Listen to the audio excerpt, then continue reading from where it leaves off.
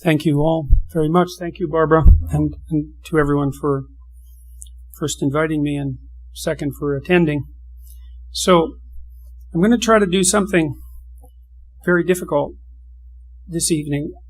I'm going to try to put the idea of the right to free speech in the broadest possible historical context. I want to start with a comment, though. We have an idea built into our human rights legislation that all the rights are equal in some sense, and that can't be true because rights conflict with one another, and when things conflict, they have to be hierarchically organized. And what that means is that there's an implication that there is a hierarchy of rights as well as a hierarchy of responsibilities, and that it's also incumbent on us to determine the nature of that hierarchy and to determine what constitutes the sovereign, let's say, the sovereign right. And I would say you might think of that as a modern conundrum that would only be of interest to countries that have formalized bills of rights, for example, but it's not a new problem. It's an extraordinarily old problem because there's no difference between determining the hierarchy of your rights and determining how to live together successfully. It is exactly the same problem. One's only articulated in a legal form. And the problem of how we should live together in the most productive possible manner, everything considered, is as old as mankind itself. In fact, I would say far older than that, because the same problem bedevils social animals way down the phylogenetic chain. And so this is an unbelievably archaic problem. Now, years ago, when I started thinking, I suppose, in earnest, I was trying to address what I later recognized as a postmodern problem. And the problem was, this was in the late 70s and early 80s when the Cold War was madly raging, because it peaked in 1962 and it peaked again in about 1984, thereabouts. And of course, at that time, people were very terrified about the potential outcome of the Cold War, and for very good reason. And I was very curious about this, like insanely curious about it. It was obsessing me. I couldn't understand two things. I couldn't understand why the world had divided itself into two opposing narratives, why that had happened at all, and also why these narratives were of such importance to people, apparently, that we were willing to arm ourselves far beyond the teeth and risk massive mutual annihilation to battle out the conflict between these two ways of looking at the world. And I was curious. I mean, the first question was, were these merely two ways of looking at the world? Now, because you might think, well, there's no shortage of ways to live in the world. That's a morally relativistic stance. And there's something to that, obviously, because people differ, and people differ in occupations, and they differ in outlook, and so forth. They differ in political beliefs. So there's obviously many ways that we can thrive in the world. And so some degree of flexibility with regards to what constitutes your fundamental axioms obviously is necessary. But there's a deeper question, and this is a very deep question. I actually think it's the question at the bottom of the postmodern conundrum, which is whether or not there are any reliable meta-narratives, let's say, overarching narratives that can unite people in some fundamental way. And so I was curious, were these just two arbitrary ways of looking at the world, both potentially equally valid? And were we battling that out because we didn't know and there was no other way to battle it out? Or was there something deeper at stake? Was it possible that one or the other system was correct in some deep manner? And I do truly believe that I entered that universe of questions, let's say, with as open as a mind as possible, because I actually wanted to find out the answer, because, well, it seemed to me the fundamental question that obviously we fought a whole Cold War about it. It was the fundamental question. It was the question everyone's minds should have been concentrated on. And so I started to study deeply this particular question. The first question was, well, what were beliefs made out of? Like, what exactly is it? What are we talking about when we talk about a belief? What does it mean that you have beliefs? Well, how are beliefs structured? So that was a psychological question rather than a political or economic question. And that took me a long time to figure out, because I didn't know if the fundamental question was going to be sociological or political or economic or psychological. And it turned out to be psychological, or perhaps it turned out to be spiritual. That's another way of thinking about it. And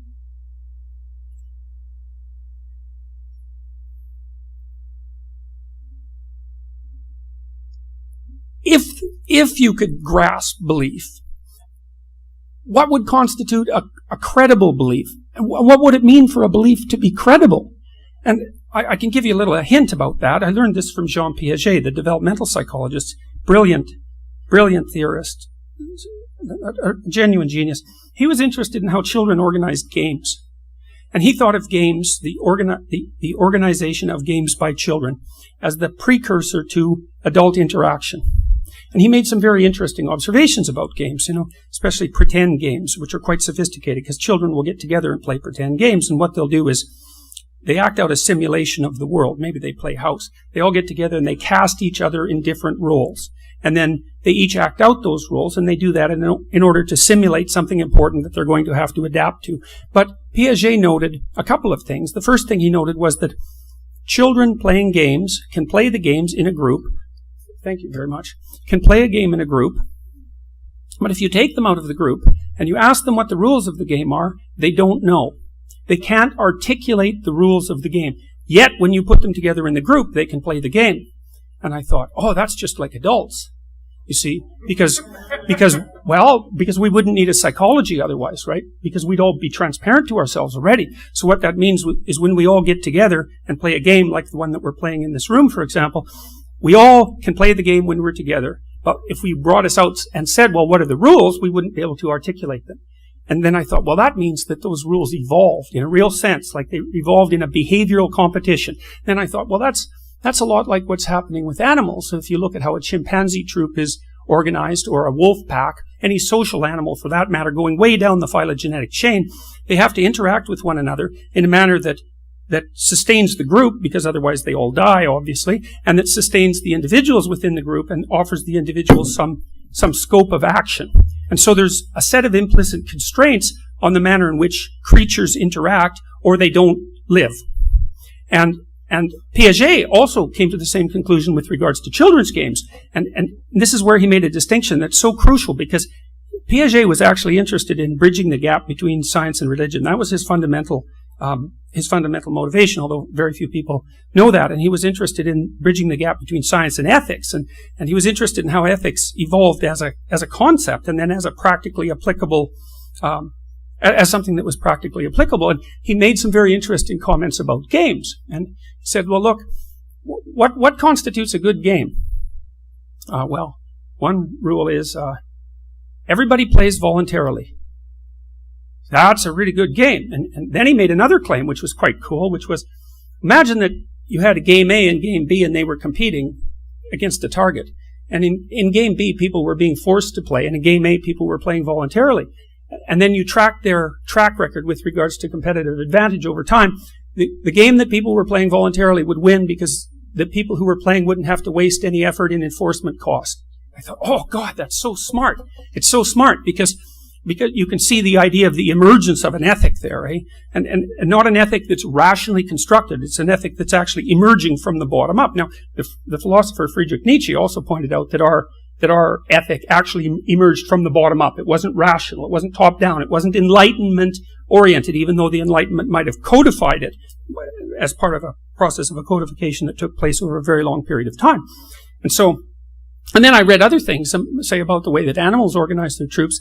This was later, but it's relevant to our talk today. The primatologist Frans de Waal, for example, has tried to find out what makes chimpanzee troops stable across time. And, you kind of have this idea that a chimpanzee troop is driven, let's say, by the most dominant, powerful male, the most aggressive, cruel, tyrannical chimpanzee dominates. And that isn't what Frans de Waal found.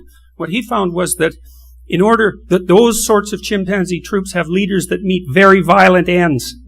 Because no matter how tyrannical you are as top chimp, two chimps 3/4 your size can take you out. And they will. And chimpanzees are unbelievably brutal and very, very strong. And so tyrannical chimpanzee troops are unstable. It's like, that's a major league discovery, man, because it starts to it starts to open up the possibility that the ethic upon which functional states are predicated is far deeper than any mere story or any mere rationality. And that's a really exciting possibility, because what it means is that there might be something at the bottom of our ethic that's really there. It's not just some arbitrary constructed narrative. It's not just one set of ways to live in the world among many. And I would say, and I tried to outline this partly in 12 Rules for Life and more in detail in Maps of Meaning, that the evidence on that is already in, is that there is a convergent ethic that emerges from the bottom up over evolutionary spans of time, over millions of years, over hundreds of thousands of years, over tens of thousands of years, as people learn how to act in a manner that sustains them as individuals now and a week from now and a month from now and a year from now. So it has to be iteratable, that sustains them and their families simultaneously, that sustains them and their families and their communities across all those time frames simultaneously. And that's a very, very tight set of constraints. And so there might be a very large number of ways to interpret the world, as the postmodernists accurately have it, but there are not a very large number of ways to exist successfully in the world. In fact, it's extraordinarily constrained. It's constrained by the necessity of playing an iterative voluntary game. And that's a tight constraint, as any of you who are married know. Right? Well, I mean this absolutely definitively, because you see, the marriage is a very interesting balancing act, because it has to be good for you and it has to be good for your wife, let's say, but it also has to be good for the two of you. And it has to, and maybe that's superordinate to each of you as individuals. And it has to be good for you in a way that's good for your children. And that has to work in society. And it has to be something that you can play out moment by moment and hour to hour and day to day and month to month and week to week. And you know perfectly well that there isn't much deviation from the straight and narrow path if you're going to play that game, because there's just too many ways of falling into trouble. And there's way more ways of falling into trouble than not falling into trouble. Okay, so that's the first thing. So imagine this. So this is the idea. So the ethic emerges from the bottom up as we learn how to organize ourselves in ever more complex societies, sustainable societies. And we don't know what we're doing. Okay, but then what happens is, because we're insanely curious and capable of self-recognition, we start to tell stories about how it is that we're acting. And the stories have two forms. One story is about the structures that we exist in, and that's the stories about other people. And every story is about other people, right? Because we live in a social world, and you never see a story, you never go to a movie, you never read a novel that isn't about society. And no wonder, because that's our environment, society. So stories are about society. And they're about how societies succeed and fail. And they're about how individuals within that society succeed or fail. Because what we're trying to do is to watch ourselves, and I mean, again, over the massive historical time frame, we're trying to watch how it is that we act when we act properly and figure out how to do it as individuals. And the first way we do that is to code it in stories. That's what stories are for. That's what great literature is for. That's why there are great villains and great heroes in great literature. Because you want to know how to be a great hero unless you want to be a great villain. And if you want to be a great hero, you can learn from great villains the opposite of how to act. And so you get incredibly sophisticated representations emerging out of that process, so that take on an archetypal form. So, for example, the motif of the hostile brothers, which is developed in Christianity into the twin adversaries of Christ and Satan, or Cain and Abel, are the idea of the hero who thrives in the social world and brings renewal to the cosmos, so to speak, against the deadly adversary. And that's exactly what you need to know. And it's not arbitrary. It's not an arbitrary set of propositions. It's predicated on the observation of successful and unsuccessful patterns of behavior over very, very, very, very long stretches of time. So there's a behavioral platform, and then there's a narrative representation of that platform. And then the two things start to interact, because once you have drama and literature, you can learn from drama and literature and alter how you behave. And your ethic becomes portable. And then what happens after that is that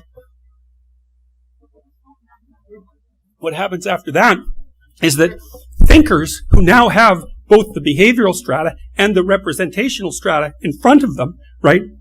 The procedural ethic, the behavioral ethic, plus the storied representation, step one step back from that, especially after it's written down. This is why works like the Bible are of such critical importance, because the dramatic patterns are then written down, and then you can step back from them with your consciousness, and you can start to analyze them for their for the rule-based content. You see that emerging to some degree in the story of Moses. That's actually what's laid out in part in the story of Moses, because Moses is leading his people through the desert and watching how they fight and watching how they behave. And then he has this, so it's all very, very dramatic. Then he has this tremendous revelation, which is, this is how we already act. Right? And so what happens is the rules are codified on the basis of the observation of the patterns that are already extant, that are functional. And it's a transformation of consciousness. At that point, you have your ethic, which is far deeper than anything that you can imagine, start to be articulated out into the body of laws. And that's the point at which you have, let's say, true philosophy and the beginning of the body of laws. It's called the body of laws for a reason. And so, well, I thought that was all just amazing to have observed that, to think about that bottom-up process. And then I started reading a lot of religious mythology, and I ran across this motif that was developed in great detail by a Romanian, Mircea Eliade, who was a great scholar of religions, who wrote remarkable books, including A History of Religious Ideas, which is a highly recommended book. And he talked about this interesting motif that I had run across in other writings on mythology and in religious stories, which was the battle of the gods in heaven across time. And one of the things Eliade pointed out was that if you looked at the development of religious systems, so say the development of the religious system that came to dominate Mesopotamia, when the Mesopotamian tribes came together, so imagine each of those tribes had their own god, right? And then when they came together, that was terribly fractious, because you know what happens when different people with different gods get together. It's ugly. It's ugly. And it's no wonder, because you know, they each have an ethic, and they're living within the ethic, and they're using it to structure their worlds, but the ethics apparently collide. And so what happens at the civilizational level is that there's constant negotiation and cognitive transformation within the individual populations, but that's represented over the large span of time as a battle between the gods that represent the different tribes in heaven. And so then what happens across time is all those gods organize themselves into a hierarchy, and one god comes out on top, and that god is the supreme god. And then the societies like Mesopotamia, this happened in Mesopotamia, it also happened in ancient Greece, they assume that their sovereign is the person who acts out the sovereign god. Because you might say, well, where does the concept of sovereignty come from? Right? If it's not just brute force, and it's not, because brute force doesn't work, it has to have some other basis. What's the basis of sovereignty? What's the basis of authority? Not power, authority, competence, authority. Right? Well, how is that played out? It's played out by the battle between ethics, systems of ethics that are represented in religious language across vast epochs of time. And then the societies of gods, let's say, organize themselves into a hierarchy, and they have a god at the top. And that's actually laid right out in the Enuma Elish, for example, which is the oldest creation story that we have, and out of which it's derived from the same, what would you say, cultural substrate as the stories in Genesis, for example, although it represents a variant. The Mesopotamians had all their gods aggregate themselves together because they were threatened by the unknown. That's what happens in the Mesopotamian creation myth. The unknown gives rise to the gods. They become very fractious and compete, and then the unknown decides to destroy them again, like God destroying Noah's people in the flood. It's the same basic idea. There's an idea there, and the idea is that we emerge out of the unknown, and we're always threatened by it, not only as individuals, but as a group. And that means that we need to figure out what it is that should guide us in order to continually confront the unknown and prevail. And so what happens in Mesopotamia is the gods all get together in a congress, and they elect a new god, and he's a new kind of god. His name is Marduk, by the way. He has eyes all the way around his head. And so he pays attention. That's not the same as thinking. It's a different thing, attention. It's the same thing the Egyptians represented and worshipped with the Eye of Horus. The idea that what you should do if you want to survive in this world, if you want to play a voluntary game that everybody can participate in, your bloody eyes better be open, because they're the things that will save you, and that's attention. And the other thing that Marduk did, he spoke magic words. And so when he spoke, the night sky would appear, the day sky would appear. And so the Mesopotamians figured out in their great religious story that the fundamental sovereign God was he who pays attention and speaks the truth. And that's something. That's something. That's not something you punish people for. Right? Because this is the deepest idea of mankind. It's developed in detail in Genesis, in the Old Testament. It's the fundamental idea of Genesis that God uses the Logos, the Word of God, to cast potential, which we all face. That's what we face, potential, right? You know that. You know that. The future is unstructured. You have a potential within you that can meet that, and there's a potential that characterizes the future. You meet it with eyes open and with truthful speech. And that's what happens in Genesis, because God uses the logos, which is truthful speech, to cast the pre-cosmogonic potential into habitable order. And then he says it's good. And there's a hint there, right? Because you think, well, is habitable order good? Because life is very difficult. And it's a real question whether or not the order that we inhabit is good. And the hypothesis in the Old Testament is that if truthful speech gives rise to the order, then that order will be good. And that's really something, man. Like, that's really something to apprehend. It's a fundamental theological presupposition that the way that you take the potential upon which the cosmos is predicated and cast it into the order that allows everyone to thrive is by using truthful speech. Wouldn't it be something if that was the case? And the thing is, you know it's the case. You know it. You know it. Because you do not admire yourself if you're deceitful. You admire yourself when you have those rare moments in your life where you can actually stand up and say what's true, regardless of the cost. And if you give that respect to other people, if you treat them as if they're the locale of the divine speech that casts potential into habitable order, then they like you. Maybe they even love you and they get along with you and you can work with them and you can cooperate with them and you can compete with them. So not only is it the fundamental axiom that regulates your relationship with yourself, it's the fundamental axiom that regulates your interactions with other people. And if you do not give them that honor, which is the presupposition for their natural right? Because the idea that you have a natural right is the idea that you have some sort of intrinsic value. If you don't treat people as if they have that intrinsic right, they are not happy with you, even if they don't know why. Because everyone wants to be treated as if they have free will and as if they confront potential and as if they're capable of making moral choices and that they should be rewarded when they do things right and perhaps punished when they do things wrong. Everyone wants that and everyone knows it. And so what does that all have to do with free speech? Well, yes, everything. That's exactly right. So,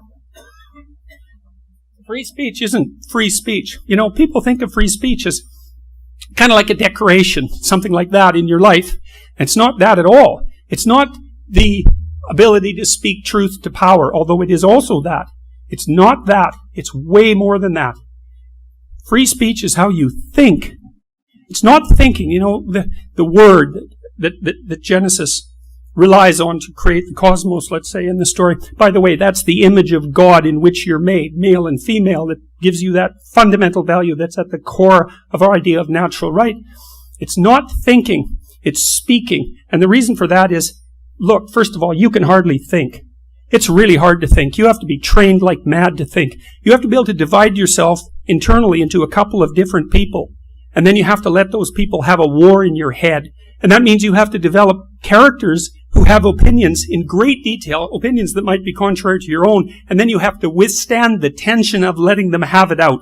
And you only see that thinking in great literature. Like you see that in Dostoevsky. He's an absolute master of that.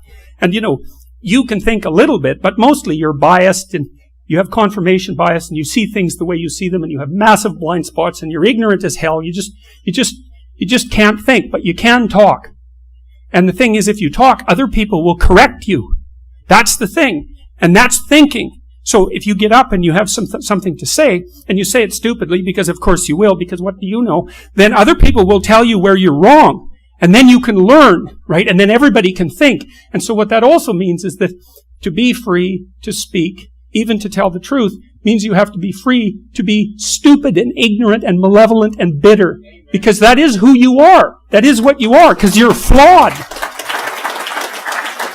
So the idea that, you know, you can't use your free speech if it's offensive is just, it's an idea that is so, you don't know if its naivety outdoes its malevolence. It's a real battle. Which of those two things are worse? I would go with malevolence, because it attacks something that's so absolutely fundamental. It's like, well, of course people who are speaking freely are going to be offensive. I mean, have you ever had a serious discussion with anyone in your life? And I mean a serious discussion. I mean the sort of discussion you have when you're with your wife, when you're wondering whether your marriage is going to survive, or with your kids when they've done something that is really not in their best long-term interest. I mean a serious discussion. You can't even get off the ground without being offensive. You can't get off the ground without offending yourself in a conversation like that. You don't even want to admit how you feel or how you think to yourself. If you think you can have a difficult conversation without offending people, all that means is you're not having a difficult conversation. Because, well, an easy conversation, by definition, no one gets upset about that. There's no real problem. There's no real disagreement. There's no real world problem to be solved. It's just trivial. It's like discussing, last night's sports event. There's nothing to it. If you're going to have a conversation about something that matters, and the world is made out of what matters, that's a good thing to remember. If you're going to have a discussion about what matters, if you're really going to talk about it, everyone is going to be offended by that. Especially if there's something rotten in the state of Denmark and you happen to be the one that is pointing it out. So then you think, well, your freedom of speech, that's not about you being able to speak truth to power. That's about you being able to chart your destiny in the world. And more than that, it's even more than that's important enough because, life is hard. And if you don't get to think when you walk through your life, you will fall into a pit. There's no doubt about that because that's what thinking is for. It's to stop you from having any more catastrophes than are absolutely necessary. And it's a terribly difficult process. And so if that's interfered with, it isn't that you don't get to speak truth to power. It's that you do not get to act in the world in a manner that allows you to eliminate endless, unnecessary, hellish suffering. And not just for you, but for you and your family and your community. And so the enemies of free speech, they're the enemies of the process that turns potential into habitable order. They're enemies of the divine principle. And worse, they're their own enemies. Right? Because this isn't, well, some of us believe in free speech and some of us don't. It's way deeper than that. If you don't believe in free speech, you don't believe in the implicit divinity of mankind. You don't believe in the sovereignty of the individual. You don't believe in sovereignty as such. You're a totalitarian of some sort, which means you attribute all the divine power to yourself.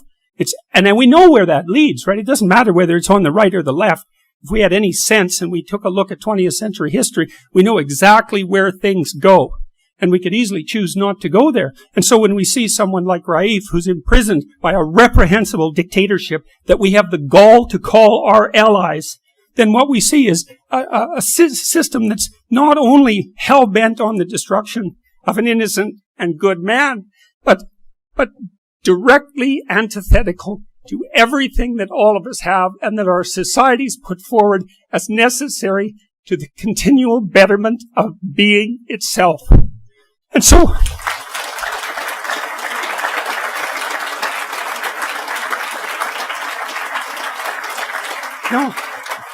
and I've been so absolutely appalled by the Western world's weak-kneed response to the attacks of totalitarians upon our freedom of speech.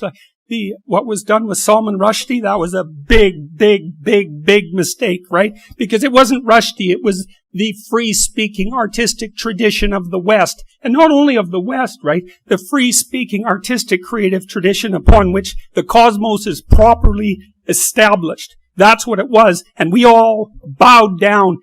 We all bowed down with no resistance whatsoever. It was a massive error. We're going to pay for that for a very long time. We did the same thing with the Danish cartoons.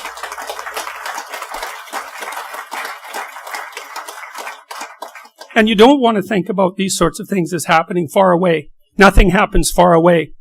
When it happens somewhere else, it's happening right here too. And that's why we're all here today, because we recognize that at least on some level. And we have to stop. We need to stop being so naive about let's say our moral relativism. We need to take a look at history and biology in a very, very fundamental way. And we need to really understand what our culture and genuine cultures everywhere are predicated on. And that is the idea that the sovereign voice of the individual is the power that casts potential into habitable being and restructures tyrannical order when it needs to be restructured. Right? And that's what each of us are. That's the divine presence in each of us. And I do believe that there is no more fundamental truth than that. I don't believe that you can dig down underneath that. I think that's bedrock. That's the foundation stone of the house. That's the cornerstone of the house. And it requires everyone to courageously confront the tyranny that's them and the unknown that surrounds them, and to work for their own benefit and for the benefit of their families and for the benefit of their communities, and to do everything they can to benefit the world and to live with true speech as the highest value. That's how we sort out the world. And we could sort it out, we are sorting it out at a very rapid rate, and we could do that much more effectively I do believe that it's incumbent on us to understand the absolutely fundamental role that these processes take. I know we're here today because we all have at least an intimation of that, right? We know that there's something about free speech that's so central that we cannot allow attacks on it to go unchallenged no matter where they occur. But it's very useful to have it articulated and to know that this is bedrock, right? And it's not something arbitrary, and it's not a mere game that we're only playing in the West. None of that. It's the most fundamental truth that the human race has ever discovered. And we lose it at our absolute peril. And it's not death, it's worse than that, the peril. Because there are worse things than death. And the worst thing than death is hell. And we saw plenty of that in the 20th century. And when we let freedom of speech go, that's where we're headed. And unless we want to go there, then we should stop aiming for it.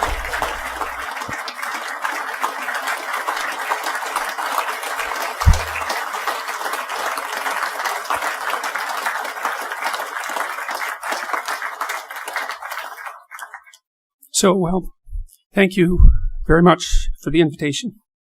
Good night.